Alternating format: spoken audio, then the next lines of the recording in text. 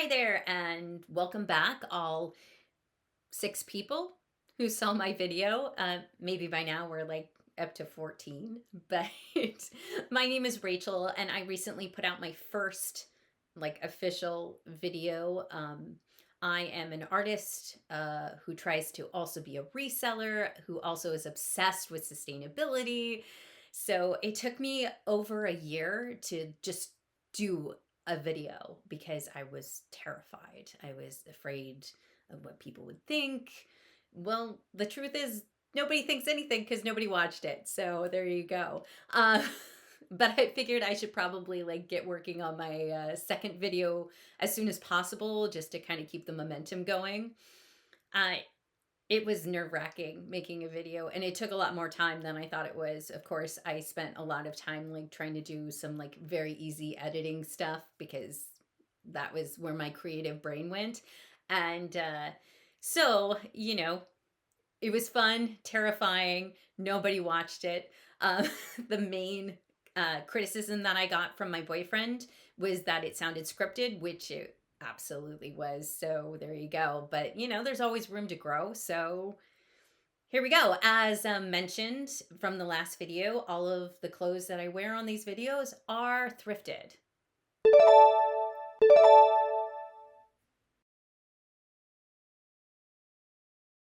Today, you become a man of business. I'm looking forward to it, Headmaster. You will love business. It is the American way. Sam, it's just Oh, it is the British way. good. So in my last video, I talked about being a part-time reseller, and I also talked about treating that like a small business because honestly, according to the government, it is considered a business. And so when I look at the data surrounding small businesses, it's not great, with a large majority of small businesses failing within their first like 10 years. And, it's not just small businesses. There are a lot of like large companies that go under for one reason or another. RIP.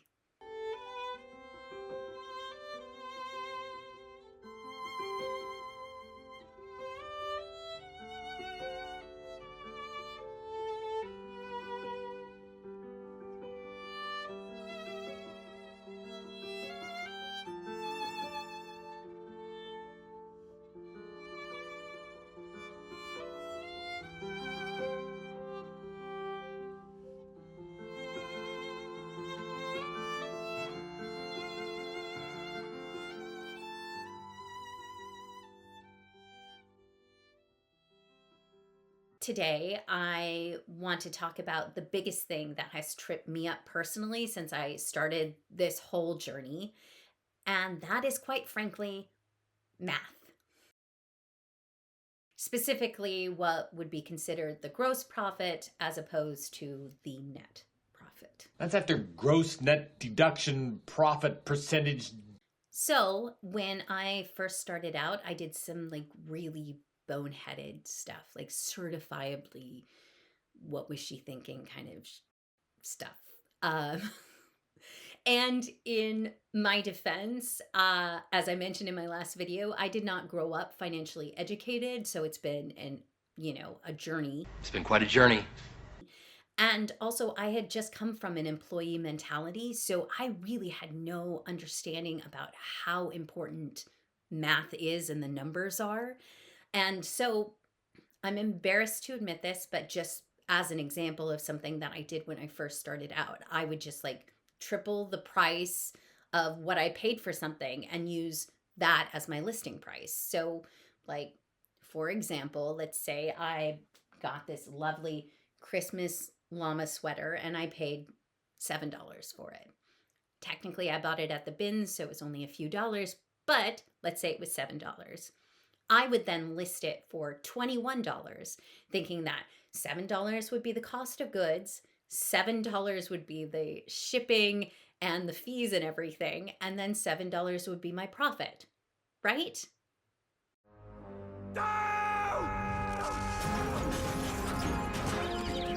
Wrong. Stupid. That is like, there is like no there's no anything connected to that. There was like no data, there was no like any kind of reasoning that was smart that went behind that, but it's what I did because I didn't know what I was doing, which is why I kind of wanted to talk about that today. But first, So, before we get started on all of that fun math stuff, I want to do something I'd like to call the good, the bad, the ugly, and the personal this week in reselling. Okay, so let's start with the positive, which is the good. The first week of December, I got to be a part of a really fun Christmas show. Basically, what they do is they bus in a whole bunch of people from different retirement communities and travel groups, and those people get to have a really nice meal and some wine, and then they get to watch a fun Christmas show.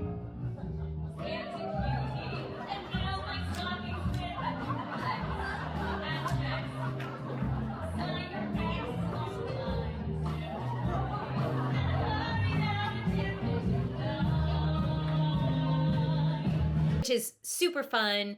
It's super time consuming. There's a lot of music to learn. So for that week, I literally did nothing reselling related besides like if anything sold, I would, go ahead and package it up and take it to the post office or UPS or FedEx. But other than that, I didn't do anything. I didn't list, I didn't take photos, nothing, nada, Nothing. because I was just so busy. And despite that, I had a pretty good week of sales, like for me as a part-time reseller. And that kind of is interesting because a lot of the commentary that I see, especially on YouTube, is that you have to constantly be doing something on these platforms to get any kind of like the algorithm. I'm starting to hate that word. But to get the algorithm to push your listings to the front, blah, blah, blah, blah, blah. Blah, blah, blah, blah, blah, blah, blah, blah, blah, blah, blah, blah, blah. Well, at least my experience this year, and this is just, one person, but my experience has been that there really is no correlation between the amount of sales I have per week and how much time I spend actually like on these platforms listing and stuff. It's been very hit or miss. Sometimes I will work like a crazy person on, listing and stuff, and then I will get very minimal sales. And then there have been times where I've had my store on vacation and like surpassed what I normally get. So anyways, to look at things from both sides of the coin, it is Q4, so sales do tend to go up at that time period. And without having specific data regarding who is looking at my listings, what type of things I'm selling, what people are looking for, all that good stuff, it's really hard to make a definitive comment regarding that. But I'm going to look at that as a win because not only did I get to make money doing something I love, which is singing, I also got to make money doing something I love, which is saving things from the landfill. Yeah. Okay, now for the bad. Oh, neutral review. Oh, neutral review. How much my OCD brain hates you. So I recently received a neutral review on eBay for a vintage hat that I sold that didn't have any size info on the tag. The buyer said that the hat was too small in the review. And before I go ahead and just blame the buyer, let's look at things from both sides. So in my defense, I did put in the listing the circumference info, and I did say it was a small/medium with a note that I have a smaller head and it was snug on me because I did try it on. So, part of me thinks that maybe the buyer didn't read the description fully. But let's go ahead and let's flip the script. And in the buyer's defense, I did state, even in the title, that it was a small/medium. And I guess that could be considered a little deceptive, not intentionally. But if I do say that I have a smaller head and it was snug, I probably should have just said it was a small. Sometimes I like to go like between sizes just to kind of give people an idea. But, maybe I should have erred on the side of calling it a small, because when somebody doesn't have it in their hand and they're buying something, they're, trying to get as much information as possible. And it is my responsibility to provide that. So, who's right and who's wrong, but you live and you learn, and you live with that neutral review forever, or at least a year. Okay, so let's talk about the ugly. So obviously it's Q4, and it does feel like sales are a little wonky this year. Maybe not for some resellers on YouTube, but a lot of the Facebook groups that I'm a part of are experiencing a lot of the same things that I am, which is that it's not that sales are dead, it's just that it doesn't feel like Q4, like Christmas time or Hanukkah time or, you know, holiday time. Just like a normal, like I'm getting like normal weekly sales, which usually during this time period, it does get, it does increase because people are shopping for presents. So let's look at things from both sides before I, just doomsday comment and feel sorry for myself, which is also, valid. Sometimes you got to feel sorry for yourself. I was just feeling sorry for myself. It's really hard to know the logistics because, a lot of things are dependent upon, let's say, what is in my store, the prices that I'm selling them for, what are people looking for? How are people getting to my listings? Without a lot of that data, and, I can do some stuff which is to try and educate myself on what is popular right now. But without having a lot of that data, it's very hard to know if it's just, the economy that's having an issue, or it's just my store that is the issue. Maybe I am part of the problem. So that's something to consider. In my defense, I will say that personally, I have scaled back this year for Christmas. I know my boyfriend's family and my family have as well. There's a lot of uncertainty going on. There's been a lot, without getting into anything, there's just been a lot of added costs, and prices have gone up. It's hard to justify spending that amount of money. Okay, so let's get to the personal. This is literally my favorite story and the reason why I started doing this in the first place. So I had listed a bunch of Russian wooden nesting dolls. They were actually my mom's, and unfortunately my mom passed away this year from a stroke. She also suffered from dementia, which was a very hard thing to go through. And I had to go ahead and clean out my parents' 2-story townhouse, and I did take a lot of her things. I kept quite a few, but I decided to list the rest of her stuff to help pay for my dad's rent, because his Social Security doesn't even begin to cover his rent. But anyways, these nesting dolls were actually really special to me because they were in my room growing up. My sister and I shared a room, and we had a little shelf, and I had all these dolls, and the nesting dolls were on there, and I would play with them. So I listed them, and I got a message from somebody, this woman, and she asked me about whether the smallest one that I had listed still opened up to another doll, which it did. I can't even believe I missed that. And she went ahead and purchased it because it was to replace a nesting doll that had been in her family, that had been in her mom's house, that had burned down due to Hurricane Helene. I can't even think of a better way or a better home for this thing, this nesting doll set that meant so much to me, to go to. So cool. So cool. So not only did I get to earn some money to help pay my dad's rent, I also made sure that something that was so special to me is going to be loved and cherished by somebody else, and it's going to replace something that was loved and cherished by them. And weirdly, so for the last, as I mentioned in my last video, I do donate 50 cents from every single sale that I make to a food bank.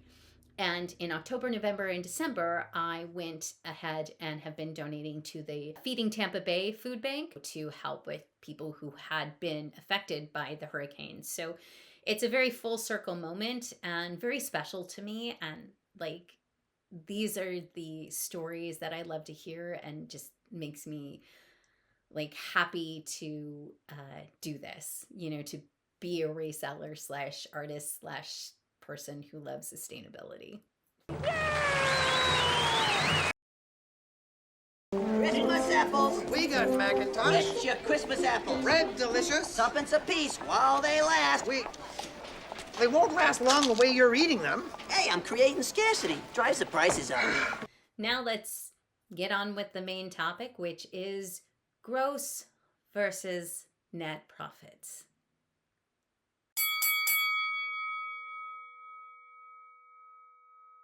So let's start, like we did in the last video, with a basic definition. Basically, there's no precise definition. Let's just go to the Cambridge Dictionary definition. A company's profit from selling goods or services before costs, not directly related to producing them. For example, like interest payments and tax are subtracted. Sounds easy enough, right?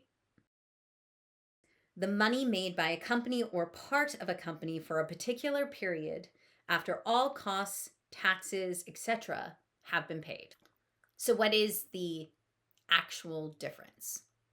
I guess if I'm talking to myself in the simplest terms, the gross profit is my base profit, like what the buyer pays me. And the net is after everything is taken out, fees, shipping, taxes, etc.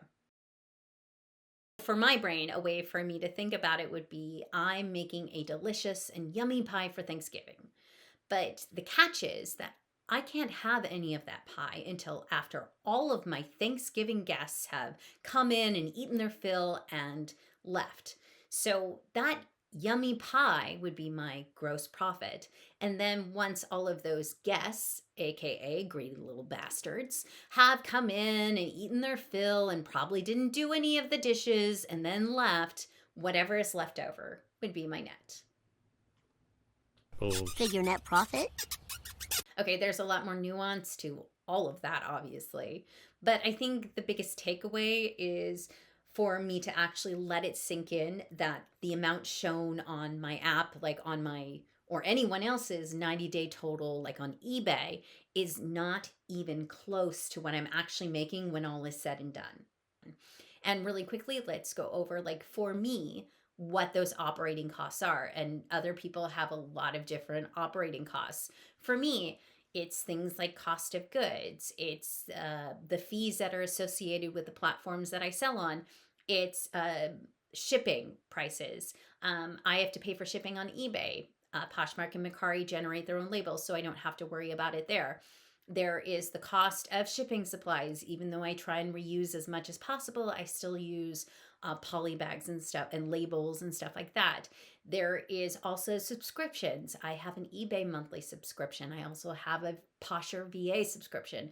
And then when we go into like the finer details, well, taxes, of course. And then finer details are things like, driving to the post office and UPS and FedEx and all that other stuff. And other people may have different operating costs again, like storage spaces, and they may hire people to help them, and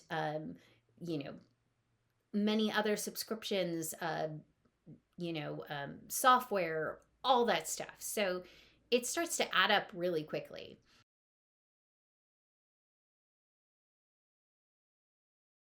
Let's get into it. Let's use an example. Let me give you an example. In November of this year, I sold a jersey. It was a 2023 Los Angeles Dodgers Dia de los Dodgers jersey. It had these like really fun sugar skulls all over it. It was a stadium giveaway, and I found it at the Goodwill bins in April, so it took about 7 months to sell. They paid $43 plus $6 shipping plus $3.33 sales tax. So the buyer paid a total of $52.33, which would be considered my gross profit. So yeah, like trip to the Bahamas, here I come. Not so fast. Not so fast.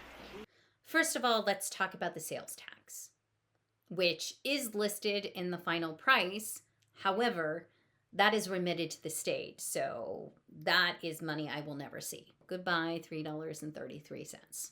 Now we're left with a cool $49.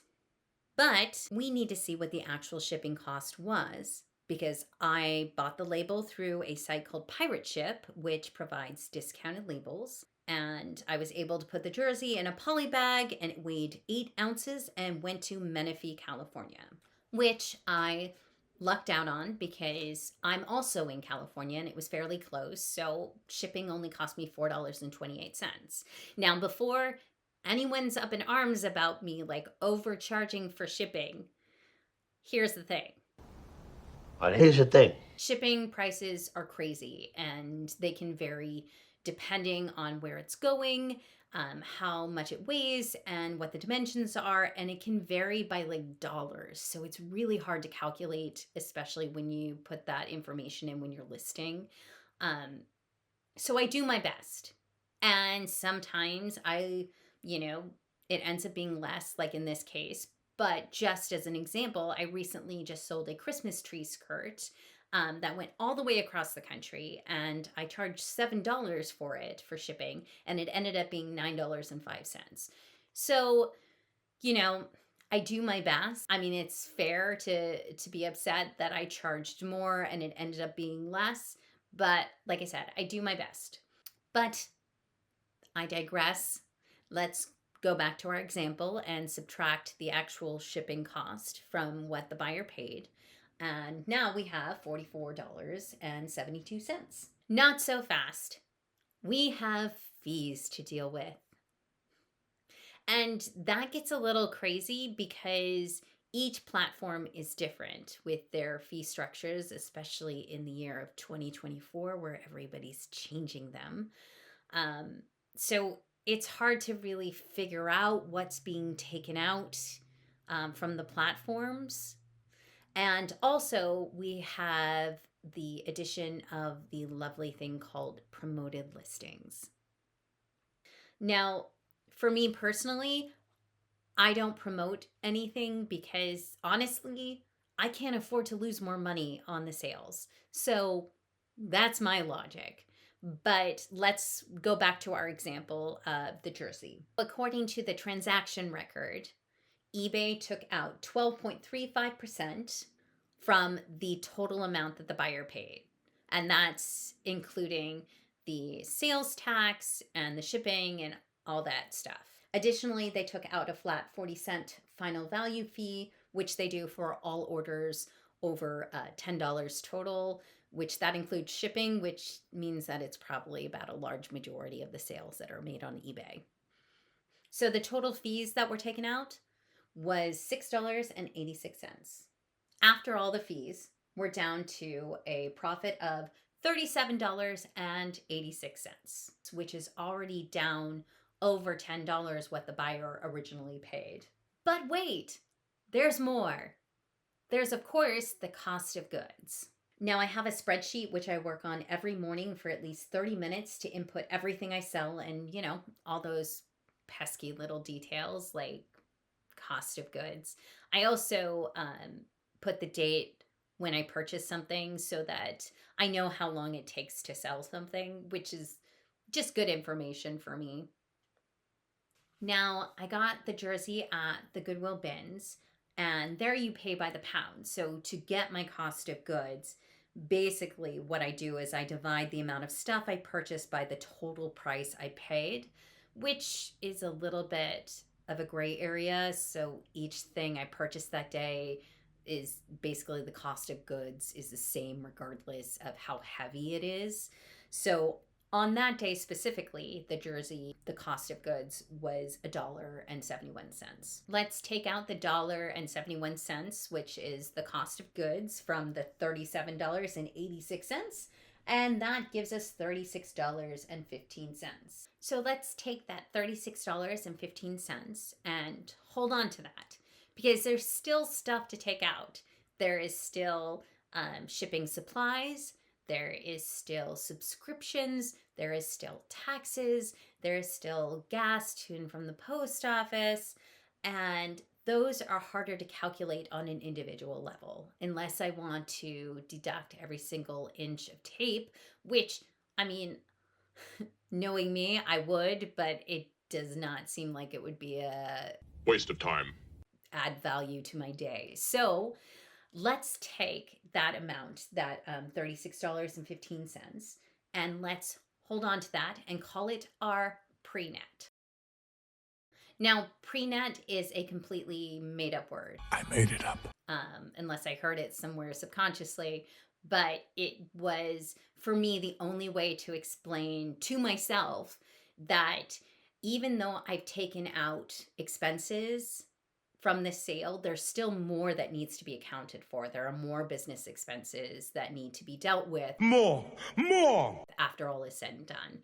So what I think the easiest thing for me to do is to take the pre-nets, or the amount of the sale after shipping costs, after fees, and after like sales tax, and then use that, add all of those up for the month, and then subtract from that total, you know, the cost of the subscriptions that I paid for, the shipping supplies that I paid for, the gas that I paid for to go to the post office, you know, and then from that total, take out an additional 30% to set aside for taxes. Now, that is according to literally every article I've read. They say 30 to 40%. I'm going to be not conservative. It's like 30% is more on the lower end. But depending on, you know, deductions and how everything goes, I may not have to pay all of that. But it's nice to have on hand just in case. And I am not a tax professional. I am an actor who went to school for musical theater. So if anybody takes anything I say as advice, that is on you, not on me. I'm an actor! Back to our $36.15 pre-net jersey. So I think the best way to explain how I take out everything else is to start going into sales. So let's go into, since it was purchased in November, let's go to all of the sales for November. And then we can get an idea of how much I sold in November, and then take out the other costs and hold some money aside for taxes. Taxes! Taxes! Now, as you look at these numbers, please remember I am a part-time reseller, which means I also make part-time pay. I know there is a narrative going around on YouTube that it's very easy to make 6 figures for part-time work, and maybe that's true, and maybe I'm just doing it wrong, and I'm fully willing to admit that the problem could be me. But my pay is indicative with, you know, being able to only spend a certain amount of hours per day doing this, because I do have a career that I'm working on as well. So, you know, and if my sales are, you know, worse than yours, like if you're a reseller, like great, at least you know that you're doing better than somebody else. So it's like a win-win for everybody. But anyways, in full transparency, let's go ahead and look at the November sales. And then let's get to that holy grail of what the actual net profit is, which I have a feeling is going to be a lot less than the amount that I made when you look at like what all the amounts that the buyers paid. But let's see.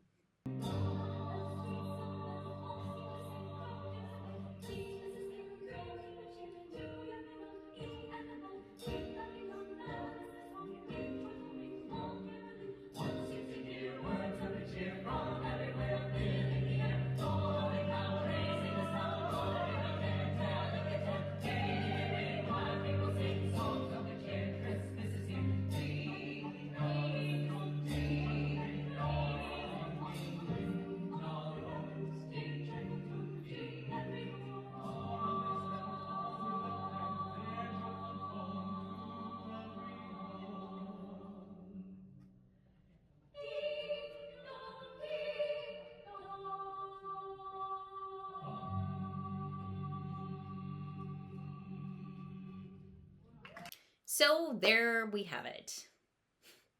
November sales and what my net profit is. Yikes.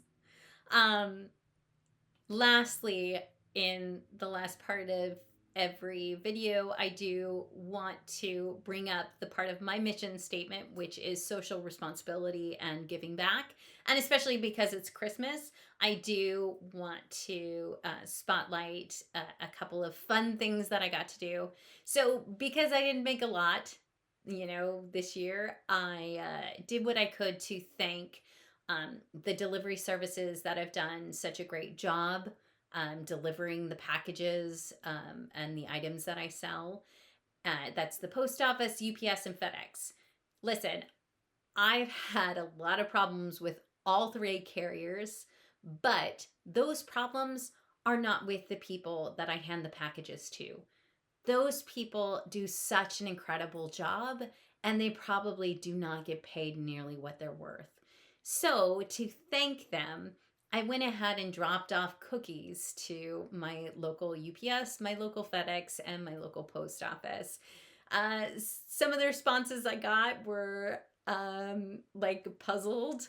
And actually for UPS, I went ahead and I delivered 2 Costco pizzas to them, because UPS has to deal with Amazon returns. Like, people give them the Amazon returns and they have to process and usually package those up. And it's just, there's a mountain. Every day I come in, like to UPS specifically, there's a line because there's a lot of people returning stuff on Amazon, which is not great for the environment.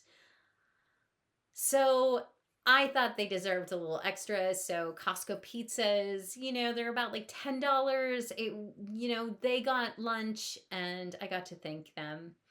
In addition, I also have been volunteering at a place that provides dinners for people in need. It's run through a couple of churches. I professionally sing for a couple of churches in Orange County. And one of the churches that I sing for is part of this program. And so, like, once a month, I try to volunteer there, where we make food and we serve a dinner for those in need. And I found a way to deal with clothes and stuff that people either give me or that I pick up at the bins, and I've washed them and everything, and then come to find out it's just not worth listing. It's just not worth a lot of money online, but it's still great stuff. Lucky Brand for me is it looks like the market's gone down on it. So especially now that it's being sold at Costco, it's hard to sell those for anything decent. So I have been taking those clothes and bringing them to the dinners and hanging them up on racks, and so that people can take them as they leave. So it doesn't go back to Goodwill.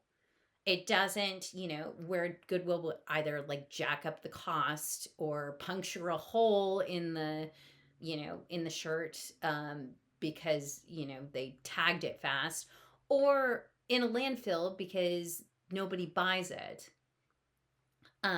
It actually is going to go to somebody who needs it.